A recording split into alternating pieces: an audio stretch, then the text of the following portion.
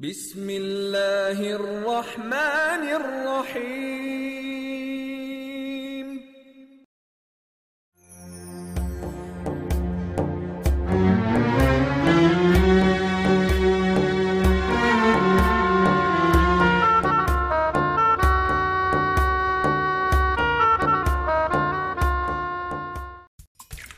Get tempted by mouth-watering, juicy pineapples.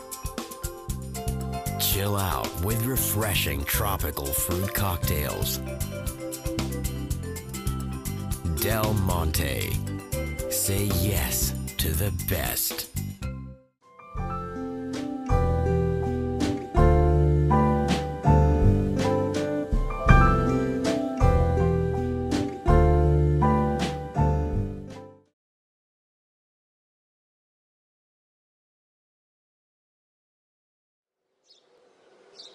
بسم اللہ الرحمن الرحیم.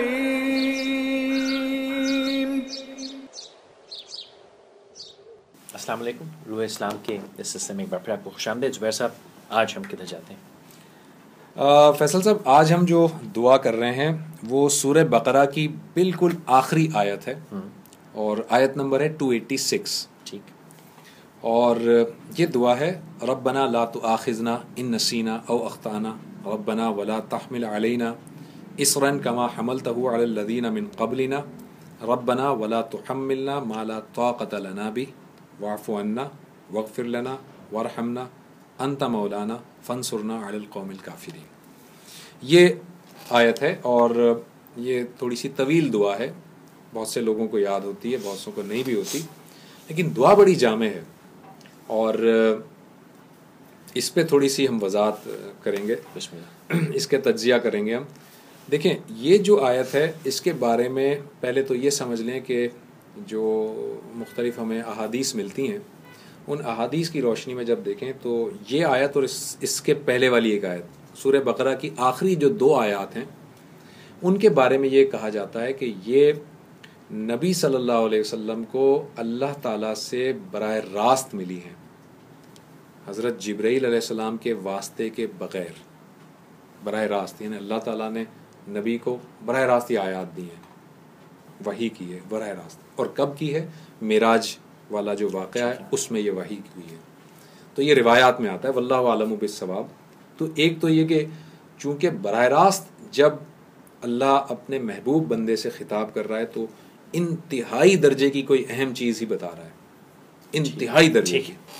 تو ایک بہت ہی ایسی چیز ہے جو 1-on-1 جو میٹنگ میں آپ کو بتائی جا رہی ہے. ایک تو اس لحاظ سے بڑی اہم ہے یہ آیت، بہت، اور یعنی کہ اس میں وہ اہمیت اس میں پنہا بھی ہے، اس میں پنہا بھی ہے. تو ایک تو یہ بات ہے. دوسرا یہ ہے کہ یہ اللہ تعالیٰ نے بندوں کو سکھایا ہے کہ جب تم مجھ سے مانگو تو کیسے مانگو. یہ کسی پیغمبر کی دعا نہیں ہے، بلکہ اللہ تعالیٰ کے الفاظ ہیں، اور اللہ تعالیٰ اپنے بندوں کو چاہتا ہے کہ وہ اس طرح مجھ سے مانگیں.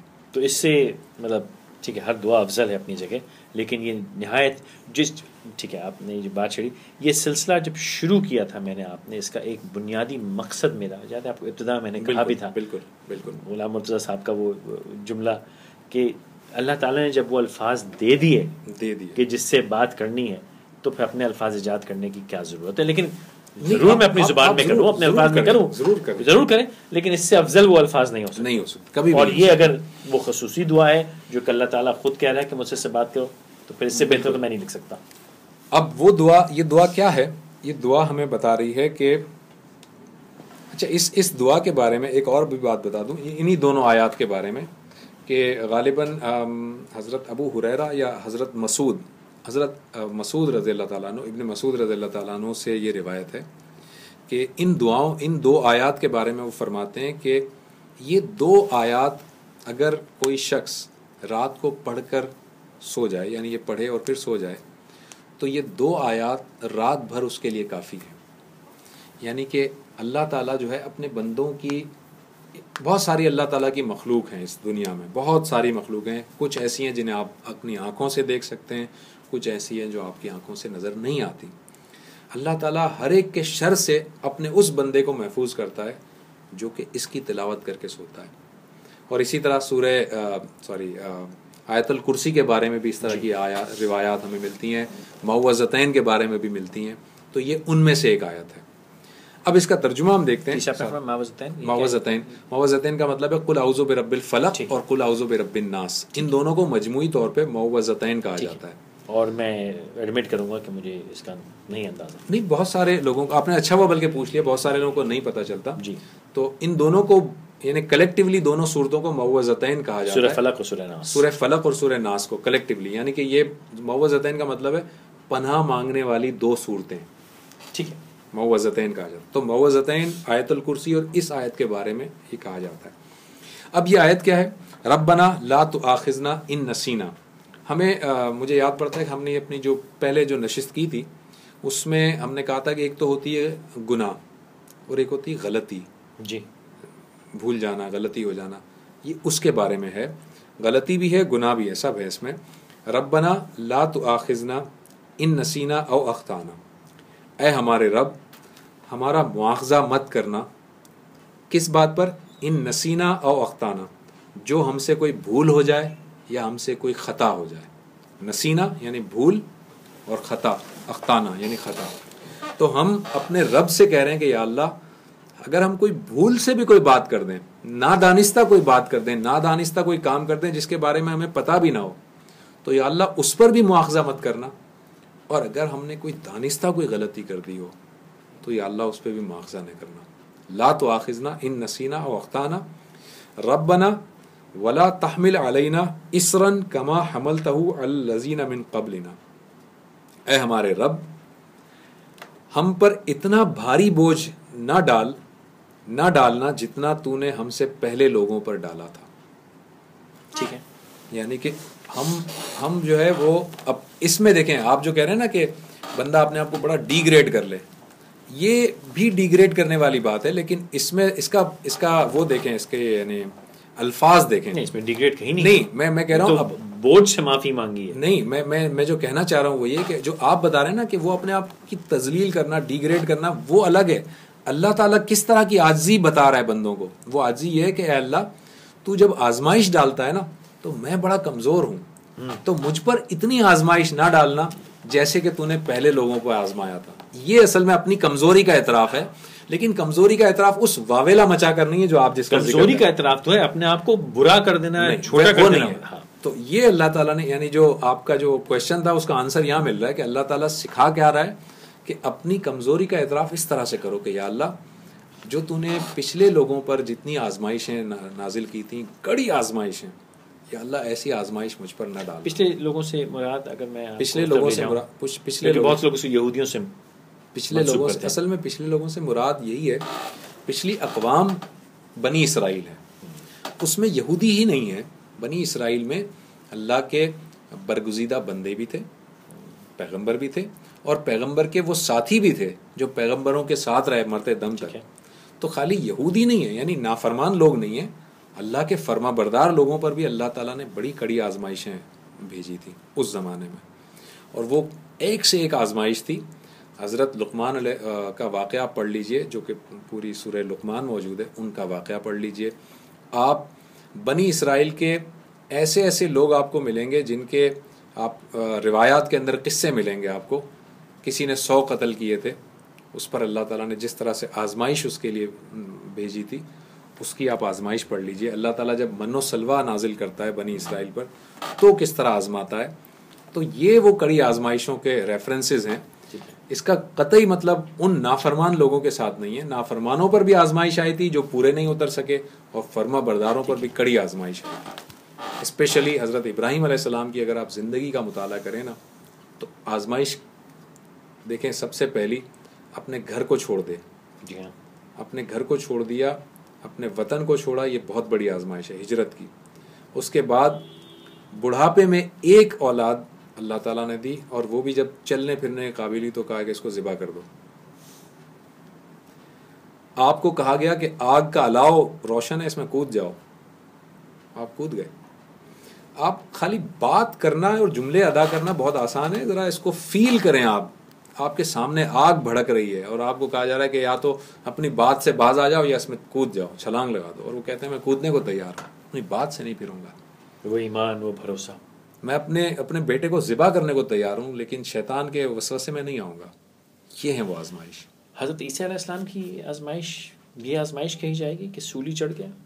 حضرت عیسیٰ علیہ السلام کی بھی بڑی آزمائش ہیں. حضرت عیسیٰ علیہ السلام کی صرف سولی والی بات ہی نہیں ہے، اور دیگر بہت ساری آزمائش ہیں. صحرا میں آپ یہ دیکھیں کہ ایک بچہ جس کی پیدائش اس طرح ہوئی ہے کہ اس کا کوئی باپ نہیں ہے، آپ دیکھیں اس کو معاشرہ کس طرح سے اس کو تانے دیتا ہوگا، کس طرح سے اس سے بات کرتا ہوگا، اس کے سامنے اس کی ماں کے بارے میں کیسی بات کرتا ہوگا.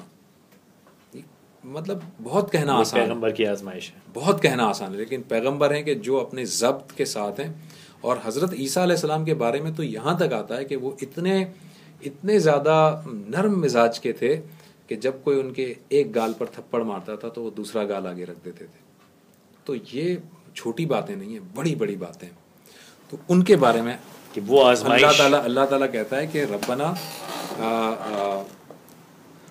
ربنا ولا تحمل علینا اسرا کما حملتہ علی الذین من قبلنا. اے ہمارے رب، ہم پر اتنا بوجھ نہ ڈال جتنا تو نے پچھلی قوموں پر یا پچھلے لوگوں پر ڈالا تھا. پھر ربنا ولا تحملنا ما لا طاقت لنا بہ، اور اے ہمارے رب ہم پر وہ بوجھ نہ ڈال جس کی طاقت ہم میں نہ ہو، جس کو اٹھانے کی سکت ہم میں نہ ہو. واعف عنا، ہمیں معاف کر. وغفر لنا، ہمیں بخش دے. ورحمنا، ہم پر رحمتیں نازل کر. انت مولانا، تو ہی ہمارا مولا اور مددگار ہے. انت مولانا فانصرنا علی القوم الکافرین.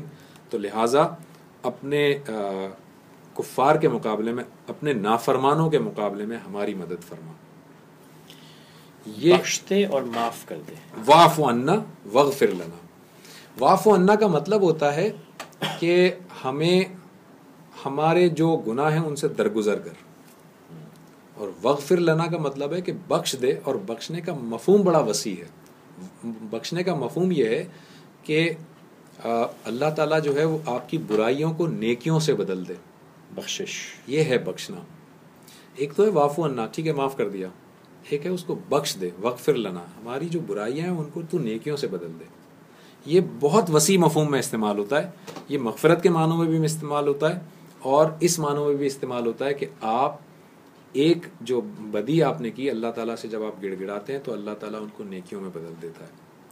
اور یہ بات قرآن اور حدیث سے موجود ہے، یعنی کہ اس طرح کے اشارے بھی موجود ہیں کہ اللہ تعالیٰ جو ہے وہ اس کو نیکیوں میں بدل دیتا ہے، اکاؤنٹنگ میں بدل دیتا ہے. اور پھر ہے واعف عنا وغفر لنا ورحمنا، ہم پر رحمتیں نازل کر.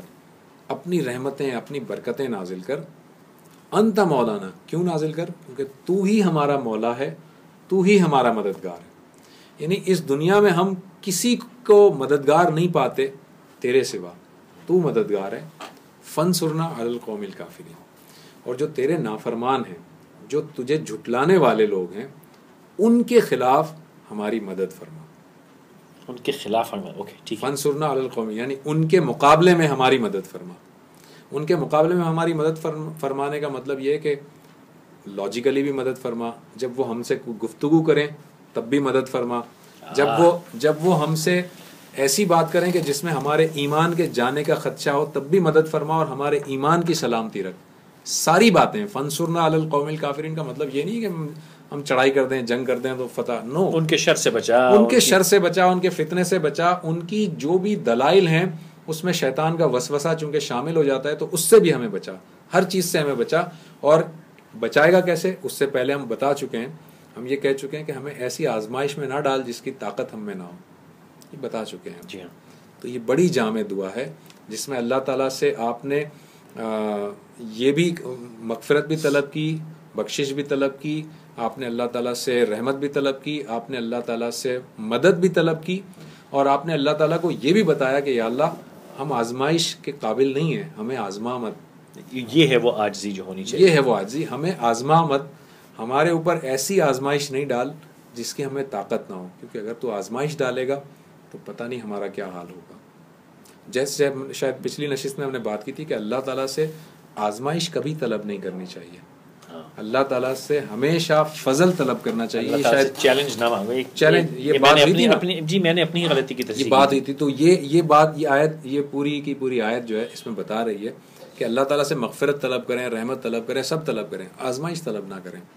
آزمائش کے لیے منع کر دیں. اللہ تعالیٰ کو بتائیں کہ ہم اس کی طاقت نہیں رکھتے, ہم بہت کمزور ہیں, اور جب تو آزمانے پر آتا ہے تو پھر بہت سخت آزماتا ہے.